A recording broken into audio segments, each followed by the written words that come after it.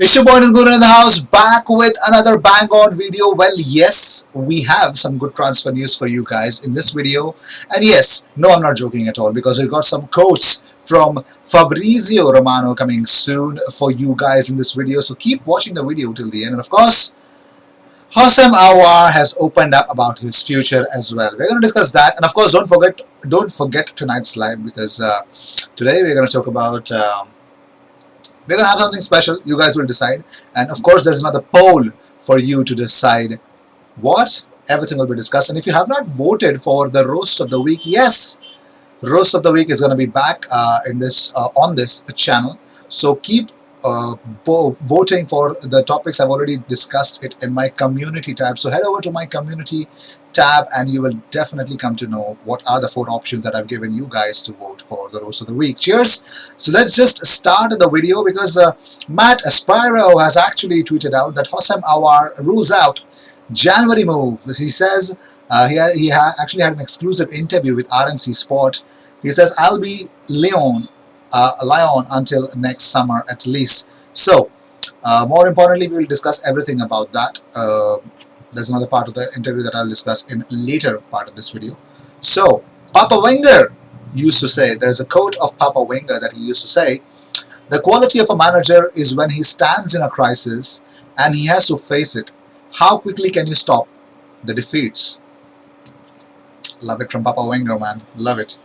But also, we will talk about Emiliano Buendia, another player linked with Arsenal again and again and again and again. So David Ornstein said, the sense I get is that Arsenal will be looking to understandably bring a creative attacking midfielder in a sort of a number 10 role, but perhaps who could operate towards the right as well. And according to AFC Amden, well, Arsenal have real interest in Emiliano Buendia. He is of high interest to Arsenal, and you can see the statistics that happened last season. Emiliano Buendia was ranked 3rd in chances created, falling short behind Kevin De Bruyne and Trent Alexander-Arnold, but ahead of Jack Grealish and James Maddison. And highest percentage of team chances created, Emiliano Buendia, oh my days, he was way ahead of everyone else in that order. So Buendia would definitely improve any team he's a part of. So I'm expecting him to actually, Arsenal at least consider him. But here's a huge update by AFC Bell on Thomas Partey. Finally, can we get to see Thomas Partey soon? So here's what AFC Bell tweeted out today. They said, Thomas Partey continues his recovery program in isolation from the rest of the squad until now. It is understood that the player did not suffer a relapse this week, nor does he feel any pain at the site of injury. Despite there are rumors spreading about the player's 6-week absence, everyone we talk to is optimistic about his response to the treatment. So according to what we collected is information from his conversation with a group of people who are familiar with the player's situation and the club's precautionary program, there is a chance to see the player in the squad this month of December. We will provide you with any new events directly to us. So AFC Bell is again opening up with literally everything that he's got, and finally we can actually have a sigh of relief in terms of us talking about Thomas Partey coming back into the squad. Of course, it looks like he's going to miss the North London Derby. That's a big question. Do we have enough to suffer the North London Derby? Everything, we have to do it, man. We do have a watch along for the North London Derby. No, we are not going to escape from any situations whatsoever. So Houssem Aouar said whether he was unhappy at Lyon or not. He says, I do not see how I could be unhappy in my city, in my club. That is something that I do not understand. I am very happy to be here. I took the decision to stay with the club that formed me. I savor every day I have here. Yes, he savors every day, but only if he does not feel like if the pitch that Angers had, if he feels that if the pitch is not good enough, he will not train, and he will definitely give stress to his own club because he loves it, yeah? Moving on, and talking about more stuff, Fabrizio Romano's recent comments are definitely going to give you some cheers. He says, I expect something special from Arsenal in January, according to Fabrizio Romano. Will it happen? Only time will tell. So here's a special report about Isco. Well, according to Court Offside, that I actually completely do not believe in. I don't know if you guys should believe it or not, but In my opinion, you should not. But there is a news which suggests that Mikel Arteta has reportedly held direct talks with Real Madrid playmaker Isco and convinced him to seal a transfer to Arsenal. Now, this is according to a report from Spanish outlet Don Balon, who suggests that Arsenal are already assuming that Real Madrid's Dani Ceballos will not be staying at the club after his second season on loan in North London. Ceballos has not been at his best for much of his time at Arsenal, though he did enough at the back end of last season to secure a second year on loan at the club. Now, Don Balon now suggests that Arsenal could try replacing him with his teammate Isco, whose future at the Bernabeu is in doubt after less playing time that is actually given to him recently. So the Spanish international could be a fine signing for Arsenal, giving them some much needed creativity in the final third after Mesut Ozil's decline and subsequent him being axed from the first team action. Now here's a very sad news that happened after the game, Arsenal versus Wolves. Now what happened is a man in Kenya lost his life at Kinamba Center along the Naivasha Kirima Road after allegedly mocking Arsenal fans after their 2-1 loss at home to Wolverhampton Wanderers FC last weekend. In the absence of their top scorer Raul Jimenez, who was injured earlier on, Wolves scored through Pedro Neto. But here's the news. The man really tried to mock Arsenal fans and he got killed. How? Here's the Standard News reporter who reported this, that the middle-aged man was hit on the head with a stone when he started mocking supporters of Arsenal after the loss. The group was watching the live match that was being aired on television when the incident occurred on Sunday night.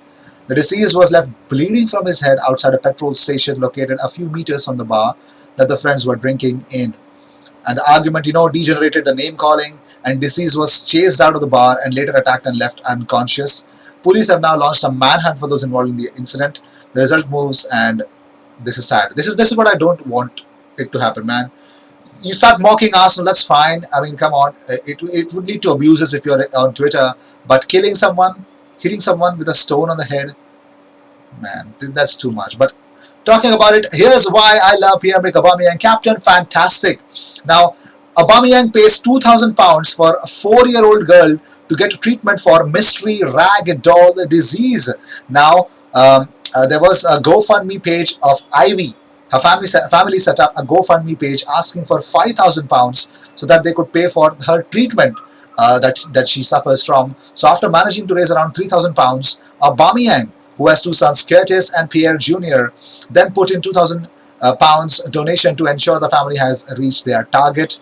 And finally, following his gesture, a lot of people actually came to know about this problem. So they have now raised £6,090, £1,090 more after Pierre-Emerick Aubameyang's his donation. That's really great from Pierre-Emerick Aubameyang, isn't it? Beautiful from Pierre.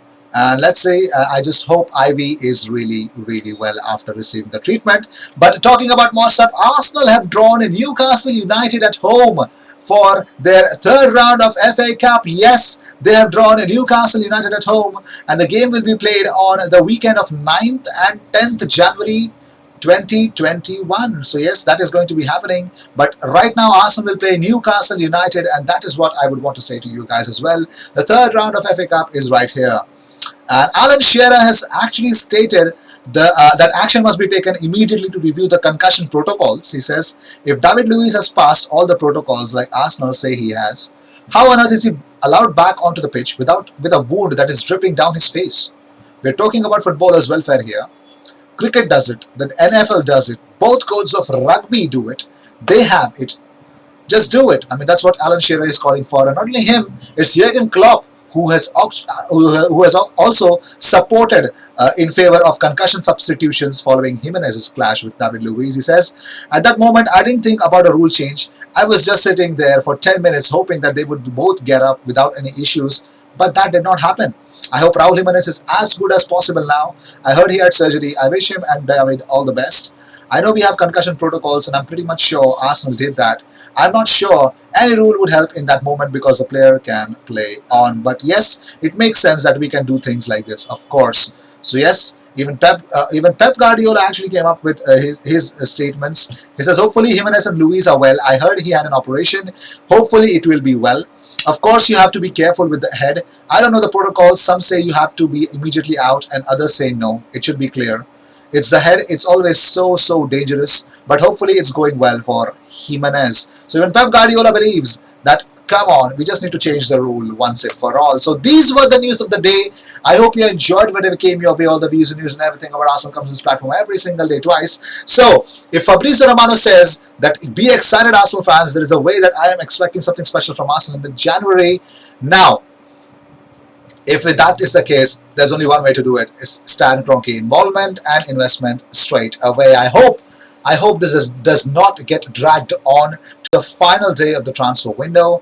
Even if it does, who cares? I'm going to consider it to be covered on my channel. So I will see you in the next one. And don't forget to subscribe. Of course, go vote for the roast of the week. Cheers.